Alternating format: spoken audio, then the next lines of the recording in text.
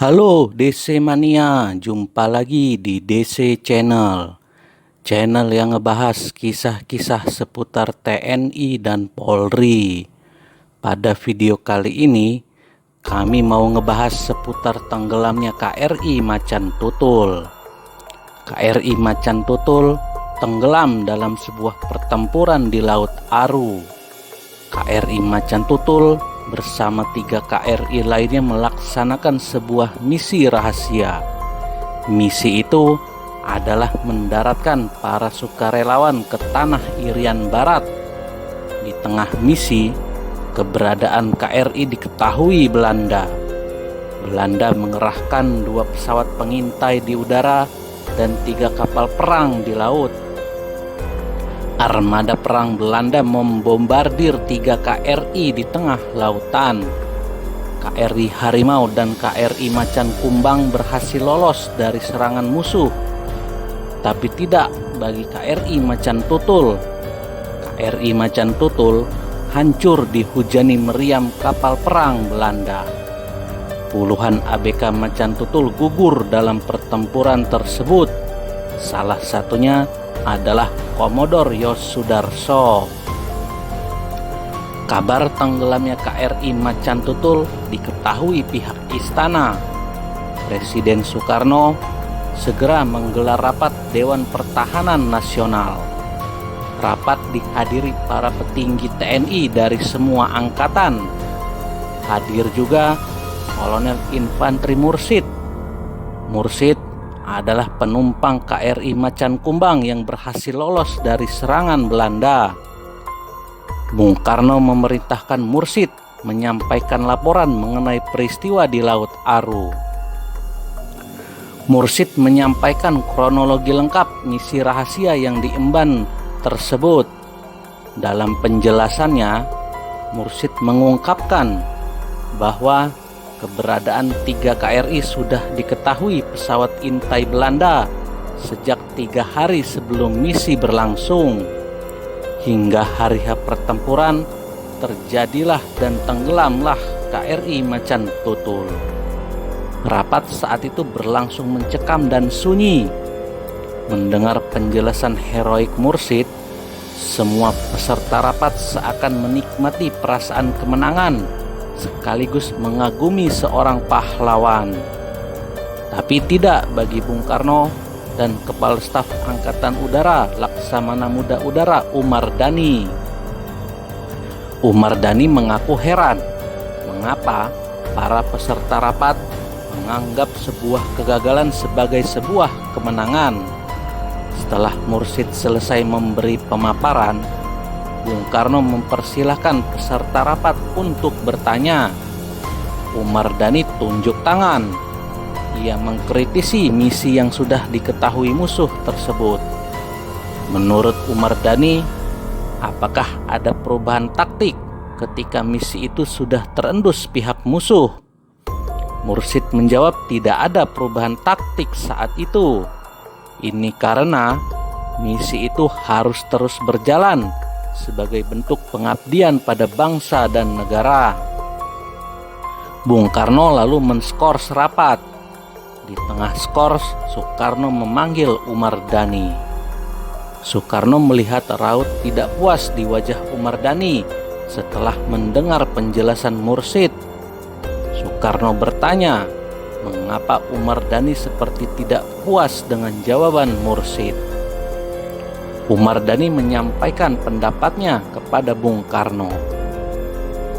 Bagi Umar Dhani, tidak adanya perubahan rencana ketika misi sudah diketahui musuh adalah sebuah kebodohan. Umar Dhani juga berpendapat bahwa kapal perang Belanda tidak secara kebetulan memergoki 3 KRI yang menjalankan misi rahasia itu. Menurut Umar Dhani, 3 KRI itu sudah disanggong dan memang sudah ditunggu oleh kapal perang Belanda. Berarti rencana kita sudah bocor, dan bocornya bukan di tengah perairan Laut Aru nun jauh di sana, tapi di sini, di Jakarta ini, kata Umar Dhani ke Bung Karno. Mendengar penjelasan Umar Dhani, Bung Karno setuju Kolonel Udara Sri Mulyono Herlambang punya pendapat mengenai bocornya misi rahasia ini ke tangan Belanda. Menurutnya, jelang keberangkatan operasi, sejumlah personel Angkatan Laut berpesta di Tanjung Priok. Keriuhan pesta ini sampai ke telinga seorang pengusaha yang sering berbisnis di pelabuhan. Akibatnya sangat fatal. Operasi mengirimkan 4 KRI terlanjur bocor. Informasi rahasia itu sampai ke jaringan intelijen Belanda. Intelijen Belanda mengirimkan laporan ke Hollandia. Militer Belanda pun siap menyambut kedatangan 4 KRI di perbatasan Irian Barat. Disiagakanlah kapal perang, peralatan radar, hingga pesawat terbang pengintai di perbatasan Irian Barat. Cahyono, bekas perwira 3 KRI Macan Kumbang, mengakui bisa saja terjadi kebocoran informasi walaupun tidak ada pesta yang digelar pasukan Angkatan Laut. Menurutnya, 4 KRI yang ditugaskan mengemban misi sempat singgah di dermaga Samudrapura untuk mengisi bahan bakar dan segala tetek bengek logistik. Samudrapura adalah pelabuhan umum yang juga dipakai kapal-kapal niaga. Kehadiran 4 KRI itu tentu menyita perhatian orang-orang di pelabuhan. Mereka pasti bertanya akan ada operasi yang diemban 4 KRI ini. Orang pasti mudah menebak arahnya karena saat itu Presiden Soekarno sudah mengeluarkan pidato trikoranya. Komandan misi Sudomo mengakui konvoi KRI sudah diketahui Belanda sejak meninggalkan Dobo. Ini terlihat ketika di hari keberangkatan misi 2 kali pesawat Neptune Belanda terbang di atas KRI Multatuli dan 3 KRI lainnya. Dengan demikian, sejak itu operasi penyusupan tersebut, faktor kerahasiaannya sebenarnya sudah tidak dapat dipertahankan, kata Sudomo. Masih menurut Sudomo, rute infiltrasi pasukan dari Pulau Ujir ke Teluk Kaimanes sudah diketahui Belanda.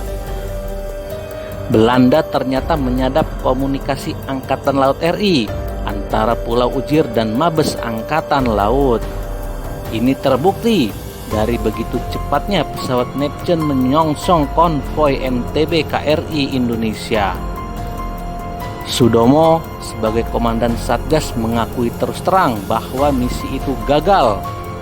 Sudomo pun menyatakan bertanggung jawab atas kegagalannya memimpin operasi rahasia itu. Hal ini Sudomo sampaikan langsung ke Kepala Staf Angkatan Laut Laksamana Edi Martadinata. Begitu tiba di Jakarta dari misi yang gagal, Sudomo langsung menemui Kasal Martadinata. Sudomo memberi laporan rinci mengenai pelaksanaan operasi tersebut. Di akhir laporannya, Sudomo meminta maaf atas kegagalan operasi yang dia rancang sekaligus dia pimpin. Sebagai bentuk pertanggungjawabannya, Sudomo menyatakan ingin berhenti dari Angkatan Laut. Ia juga bersedia diperiksa mahkamah militer atas apa yang terjadi di Laut Aru. Sudomo meminta Kasal membentuk tim investigasi untuk mengkaji keseluruhan detail operasi. Langkah tersebut sesuai dengan semangat kesatria yang harus dihayati serta dipegang sebagai prinsip utama perwira militer Indonesia. Keharusan untuk mempertanggungjawabkan setiap tindakan yang dia lakukan sekaligus bersedia memikul konsekuensinya, papar Sudomo. Menanggapi laporan Sudomo, Martadinata tidak menyalahkan Sudomo sepenuhnya. Menurutnya, Sudomo telah menjalankan segala sesuatu sesuai prosedur. Justru Martadinata memuji keberanian para prajurit Angkatan Laut yang ikut dalam misi tersebut. Di tengah keterbatasan logistik, peralatan, dan lain sebagainya tidak mengurangi semangat juang para prajurit untuk menyukseskan sebuah operasi militer. Kata Marta Dinata, setiap perjuangan selalu meminta pengorbanan dan pasti mengandung resiko. Perjuangan hanya mengenal satu moto, maju terus pantang mundur, tegas Marta Dinata. Marta Dinata pun meminta Sudomo untuk terus melanjutkan perjuangan. Kita telah kehilangan Komodor Yosudarso, seorang putra terbaik Angkatan Laut. Agar perjuangan almarhum tidak sia-sia, saya minta Kolonel Sudomo melanjutkan. Siapkan diri, bertugas di Komando Mandala Pembebasan Irian Barat. Silakan revenge, ujar Marta Dinata. 5 bulan kemudian, Sudomo diangkat sebagai Panglima Angkatan Laut Mandala. Ya, DC Mania, itu tadi sekilas cerita di balik tenggelamnya KRI Macan Tutul. Semoga kisah ini bisa menambah pengetahuan DC Mania semua. Akhirul kata, wassalam.